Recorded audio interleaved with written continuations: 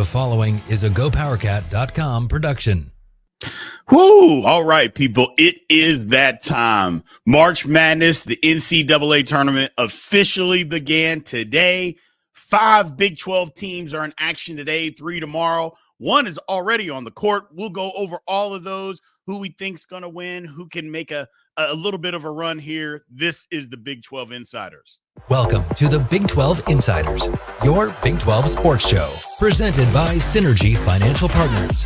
Now let's go to booming North Texas, home of Studio 73. Here's your host, Brien Hanley. All right, welcome everybody back to the Big 12 Insiders. Again, this is your man, Big B, Brien Hanley. I appreciate everybody showing up. March Madness, man, it is here. Look, I know we had the play-in games on Tuesday and Wednesday, and all that's fine, but the tournament officially starts today. Couldn't be more excited. I'm going to be glued to my room upstairs, not going to even come downstairs today. I've already let the wife know. She understands, but she gets it. You know, I've got a wife that actually gets it, which is good for me. That's good for me. But, you know, I like where the Big 12 is sitting. I really like where the Big 12 is sitting. I think what conference play has done for the Big 12, it's done wonders. It's toughened everybody up for the rigors of what's going to have to go on this year. So I really like where the Big 12 is at. Before we get into everything, again, I want to let everybody know, again, thank you again for all the support that you guys have given us. Remember to like, subscribe, comment. Please hit the notification bell, and then also go over to at the Big 12 Insiders over on YouTube. Please subscribe there. We're trying to get those views up, trying to get the subscriptions up. As soon as we get to 1,000, we can move all of those things over. We got about 500 more to go. So if you haven't subscribed, please do. Pass it along to your buddies. Have them subscribe. Like I said, as soon as we get there, we'll get it shifted over and keep bringing these things out to you and make the show even better than what it already is. So I appreciate all the support. So let's get into this, man. The Big 12, 8 teams in the tournament, 5 today. As we speak, now BYU, I had BYU as a sleeper team that can go to the Sweet 16. And as we live and breathe, BYU is getting their head beaten in. They're down 11 currently. Look, the problem with that game, which was kind of what I thought, BYU doesn't defend great, and they're not the most physical team. And that is literally what Duquesne has brought to the table. They have said, you know what, we're going to get after you. We're going to attack you on offense. We're going to go inside. But more importantly, we're going to play physical with you. And they've done that. BYU hadn't matched it. Mark Pope came out and said it.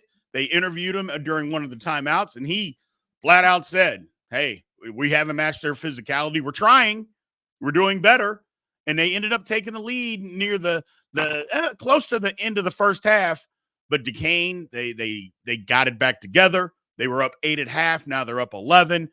BYU's going to have to buckle down here if they are going to win. Like I said, that was a lot of people had BYU as a sleeper team to make the Sweet 16. And lo and behold, it could be over after round 1.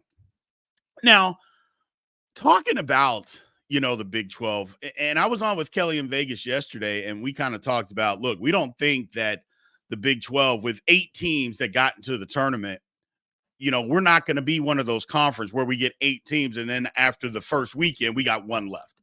We believe there could at least be 3, possibly even 4 teams left to go to the Sweet 16. And if I'm being honest, I kind of think that that's what needs to happen to solidify us as being a big player. Look, there's no doubt that the Big 12 is the best conference in the country this year. No doubt. No doubt in anybody. Shouldn't be any doubt in anybody's mind. However, for the perception of the conference and what it's going to try to do, we've talked about Brett Yormark trying to go out and get a basketball conference deal, you know, a basketball-only deal with maybe another network, which would solidify the Big 12 conference. Even though it's taken a backseat in football, it doesn't have to take a backseat in basketball. And to be able to do that and to strengthen that even more, I think we need to have at least 3, possibly even 4 teams in the Sweet 16. I think 3 would do it. Not that we couldn't get the deal anyway. So let me just backtrack there. I'm not saying we couldn't get the deal. I'm saying to make the deal even stronger than what it already is. Yeah, I think we need to get 3 teams in. If we get 4 in, I think that means there's more money involved. I go, so I like where the Big 12 sits, but they got to do it. They got to do it on the court. And we're going to go over some games here and kind of talk about that and find out what's happening. First off, we already covered BYU. Got a long way to go, but they're in trouble. They got to get it together. Texas at Colorado State. Look, Texas has got to make something happen. Colorado State, we saw on Tuesday, they're a good basketball team. I think they were underseeded. I think they were more of a 7 seed this year. Somehow they got a 10 seed, but it is what it is. Texas has got to come out and play. Look, I've said it many times. Texas has some of the best talent in the country. They do. Their coaching is bad. Let's just be honest. It is. But they have some of the top talent. They just haven't been able to put it together consistently this year. We've seen them have some really bad games, and we've also seen them have some really good games and beat really good competition. So for them, it's just finding a way to be able to put it together and be consistent. If they do, they could end up in the Sweet 16. Who knows? Now, does that necessarily help the Big 12? Probably not. But if we're just being honest, if Texas can put it together, I don't see how they can't. I don't think it doesn't mean they absolutely will, should I say. But it wouldn't be a surprise to anybody if they were in the Sweet 16 if they can put it together. Iowa State, South Dakota State. Look, Iowa State coming off of a huge weekend where they just throttled 3 opponents, Kansas State, Baylor, and Houston, just throttled them. Hopefully they still got some in the tank. They got some rest. Look, that Houston game was over about 10 minutes in. So they were able to sit some guys out, near the end of that game and get even more rest than what they normally would have. I like Iowa State. I'm one of the people that think that Iowa State can upset UConn and make it to a Final Four. I don't know if they will, but I think they're very, very capable. But I think they handle South Dakota State. South Dakota State's a little bit better than what people anticipate. But as long as Iowa State comes out and plays their style of basketball, I don't think this game will be any problem. Texas Tech. Look, here's the one game that a lot of people are picking as an upset. I am not. I've seen NC State several times this year. They got hot at the right time. They made the tournament. I don't even think there was a whisper about them being in the tournament beforehand. And yet, here we are. So Texas Tech is a better basketball team. I know they've been kind of beat up, but I think they're going to get after them on the perimeter, get after NC State. They're prone to turnovers. If you get after them on the perimeter, Texas Tech digs in and plays very tough defense. I think they're going to give NC State a ton of problems. I don't see this one being as an upset. I really don't. Now, you might say, Brien, you're a Big 12 homer. And yeah, I am a Big 12 homer. But you also know me. I'm going to be honest. And if I think somebody's going to lose, I'll tell you they're going to lose. This is not the game I think Texas Tech is going to lose. I think they win this one. It'll be close. It'll be tough. But I think Texas Tech pulls away at the end. Now, the last game of the day, KU at Samford, or again versus Samford. Look, there's every reason in the world for you to pick Samford. KU hasn't played very consistent over the last, call it, month. They don't have a deep bench. They don't shoot the ball very well. They're losing. They're definitely their best perimeter player, if not their best player overall, and one of the best players in the Big 12. It's 18 points, 6 rebounds a game, gone. They don't shoot the 3 ball. I mean, if there's an upset to be had, this is the one. And I know that sounds crazy, but this would be the upset that everybody should be looking at. I don't think that KU is going to lose. I think this game will come down to the end. I think KU's got enough talented players to be able to put up more of a fight. But I've said this many times, and I will always say this. KU has a secret weapon that nobody else has, and that is Bill Self. I know you guys get tired of me saying that, but I'm going to continue to say it because it's the truth. Nobody else has Bill Self. And if anybody can figure out a way to win a game that maybe a lot of people don't think that they win or that they should win, it's Bill Self. Now, look, Samford is going to try to run KU down. They're just going to try to wear them out. They play a lot of guys. They run up and down the court. They get after you. So that is going to be their game plan. But if KU can control the game, control it inside, Hunter Dickinson is going to have to be a man in there. Not that he's not. I'm just saying he's going to have to be a man in there tonight. If he does that, I think KU wins. If the game gets up and down, I don't see a way that KU wins that. I'll be honest. They don't shoot the three ball well enough to be able to do that. They just don't.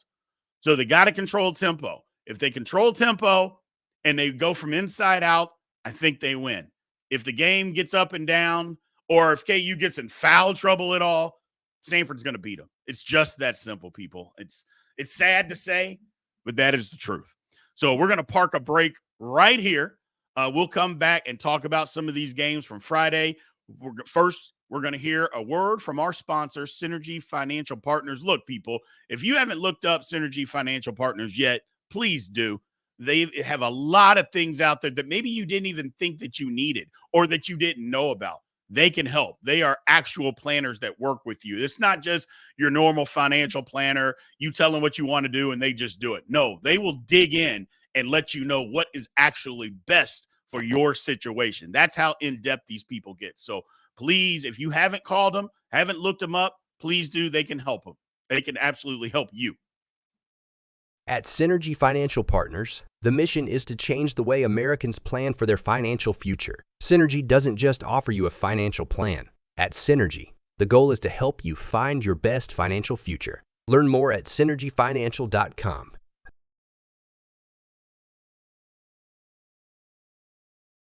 Welcome back to the show. Let's head back to the studio. All right. Welcome back to Big 12 Insiders. Again, this is your man, Big B, Brien Hanley. So first thing, we're going to talk about these three remaining games, and then I'm going to go to some questions over here, and we'll look at some questions that are in the chat and bring up some stuff that people are talking about. I'd love to do that. I appreciate you all sending those questions over. So if you've got any more, keep firing away because I'm going to look at some of these and see what we got. So Friday games, we got Baylor. Baylor at Colgate. I think Baylor wins. Look, we know Baylor's not great defensively, but we also know Baylor shoots the three ball extremely well. I think they'll be able to handle Colgate. I'll be honest, I'm not that familiar with what Colgate does, but I am familiar with what Baylor does. Now, look, Baylor also got a little shot in the arm because word came out that Scott Drew wasn't going to go to Louisville. Now, for all us serious basketball fans, I don't think anybody on earth thought, other than the sprinkle of Louisville fans, thought that Scott Drew, there was a possibility that he was going to go to Louisville. I didn't think any of that was going to happen. We had Baylor on last week, and we spoke about it. He didn't think there was a possibility. And at the time, if you remember, I said there was a 0% chance, and that's what it turned out to be. So good for Baylor, good for Scott Drew. I think it's great for Scott Drew that he didn't even entertain going to Louisville. There's no reason for him to do that. He's in an outstanding position. But back to the game, I think Baylor handles Colgate. Houston and Longwood, look, on paper and everything, Houston has the advantage. Yes, Houston got throttled on Saturday. They did. No ifs, ands, or buts about it. Got the brakes beat off of them. However, it was just one game, and we've seen Houston lose, and lose convincingly. They lost convincingly to Kansas, then they didn't lose again for a month. So I think they're very capable of bouncing back. They've got a little bit of an injury bug, so that might hurt them a little bit. But in this game, I think they're going to be fine. Like, Houston's really, really good offensively, defensively. Kelvin Sampson, in my opinion, one of the top 5 coaches in college basketball. That's another thing that they have at their disposal. I think they handle this game very easy. Now, TCU, Utah State. First off, let me just say this. I think Utah State's a better basketball team. I think they're a better basketball team. However, if TCU can just be consistent, they can win this game. That has been their problem all year. It's not that they don't have good players.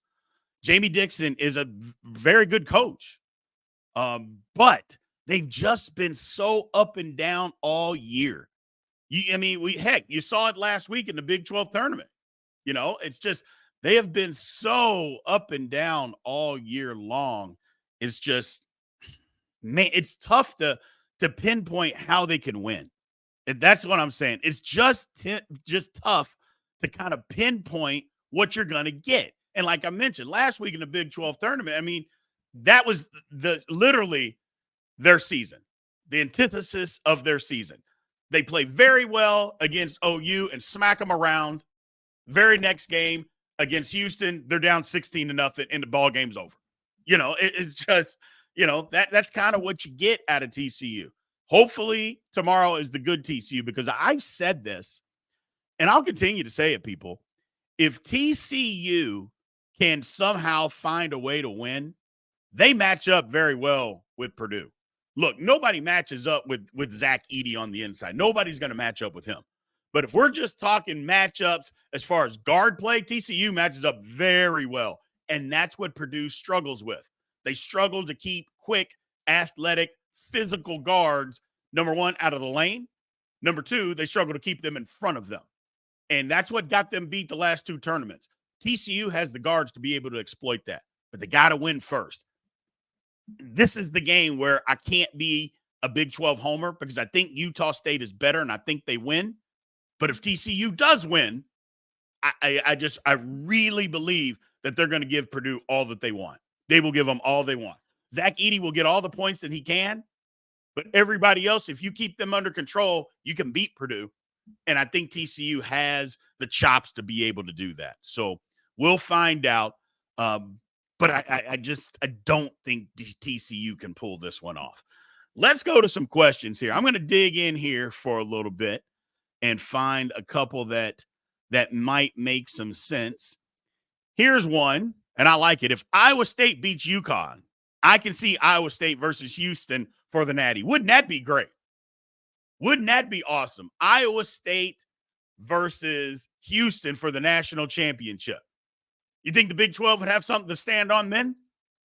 You think that a Big 12 basketball TV deal wouldn't be in the works then?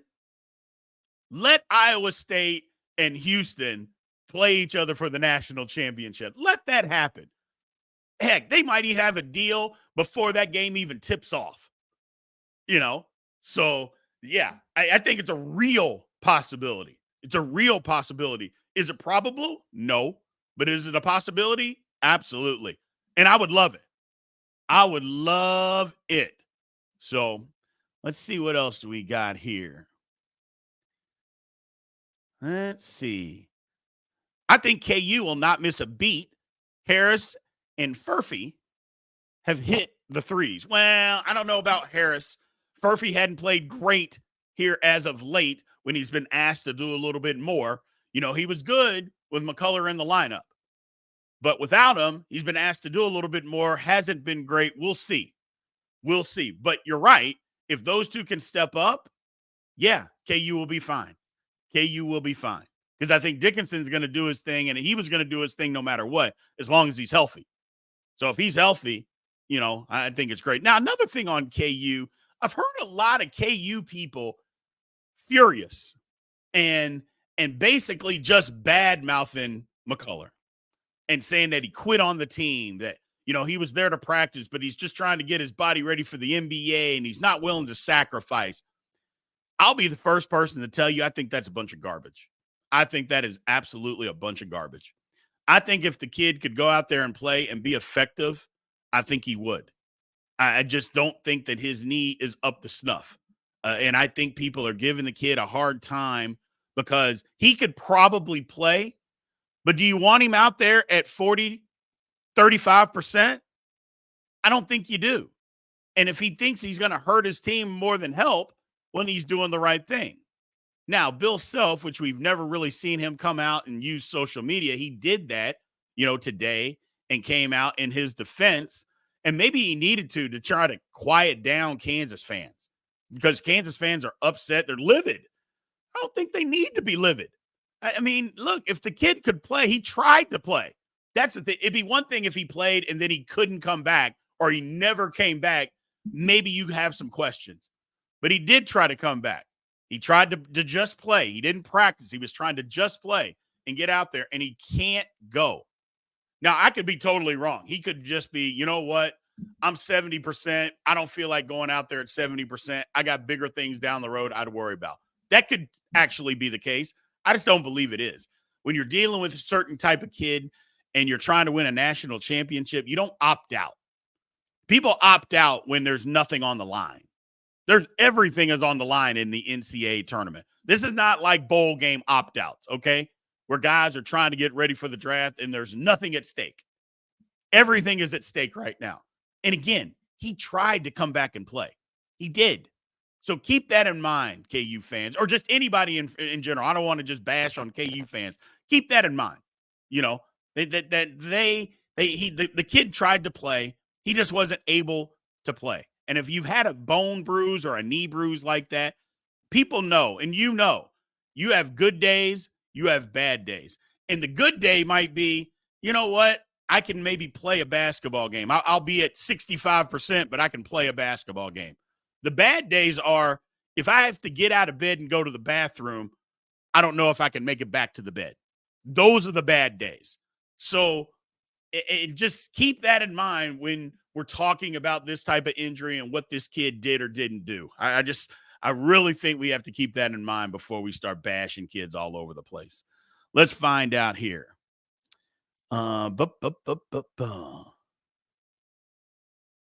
Let me see. Just trying to look for some good questions here. The only loss I can see is Colorado State beating Texas. That's going to be a tough one too. Like I said, Texas is better. They have more talent. They don't have a better coach because you know how I feel about their coach. He's not good. But they definitely have better talent. So if they can figure it out and put it together, I think Texas wins. I really do. And if we're counting wins and we're counting the entire conference, Colorado last night. Look, Colorado shot the ball horribly, but they found a way to win. Good for Colorado. So let me see here. I'm looking for a couple of more here. Let's see. A man says, I'm not doubting Iowa State. I think it would be a mistake. I think the country is kind of doubting Iowa State. And I think Iowa State's going to come into this tournament with a chip on their shoulder. The reason being is because Iowa State should have been in the running for a number one seed. Turns out they weren't. Turns out that the committee said, no, you weren't even in consideration for a number one seed. Not only that, you were the last number two seed. So we're going to put you with the number one overall seed.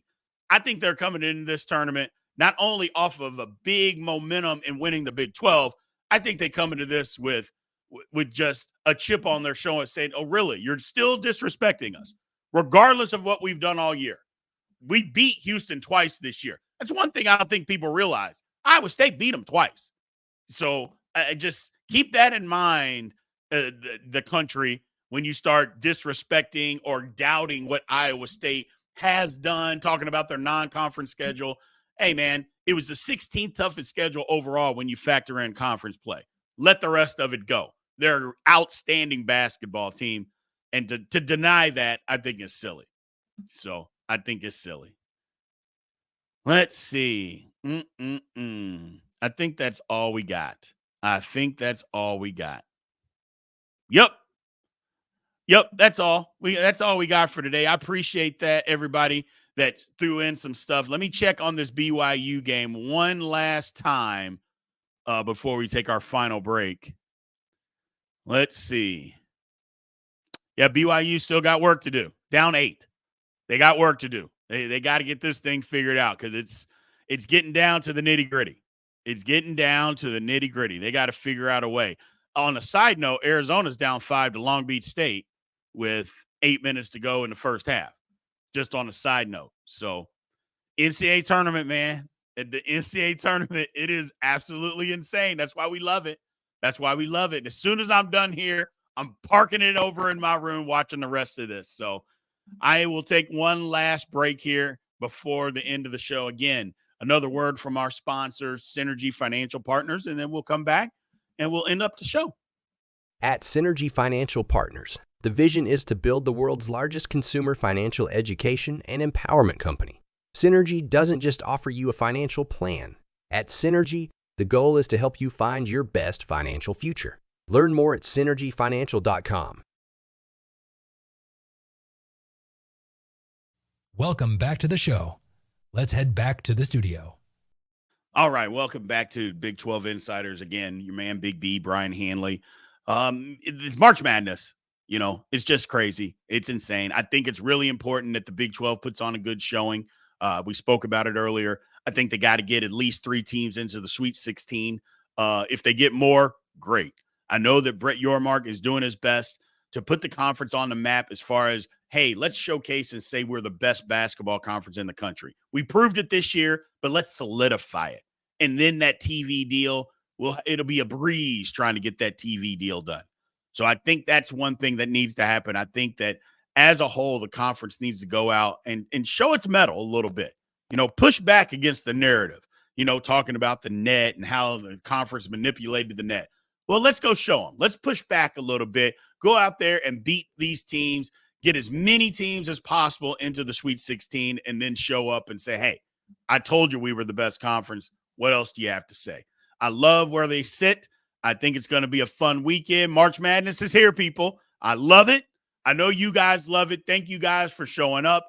Again, please go like, subscribe, hit the notification bell, leave comments. More importantly, go over to Big 12 Insiders on YouTube. Go check it out. If you're having trouble finding it, just type in at Big 12 Insiders on YouTube. It is literally right there. You'll see the logo. Please go subscribe. Send your buddies over there to subscribe, and we will get everything moved over there and start just highlighting that channel as soon as we can get to 1,000 subscribers. So we appreciate it. Thank you, guys. Love you guys. We will be back tomorrow. Fitz will be back with us tomorrow, and we'll be talking. We won't talk basketball tomorrow. We may mention it, but tomorrow we got a real good discussion. We're going to be talking about Clemson, the ACC, and the demise. May happen a lot quicker than what you think. Thank you, guys. We'll be back tomorrow. See if we can do it better. This has been a GoPowercat.com and Spirit Street production. Please support this show by subscribing to this YouTube channel or follow us on your favorite podcast platform.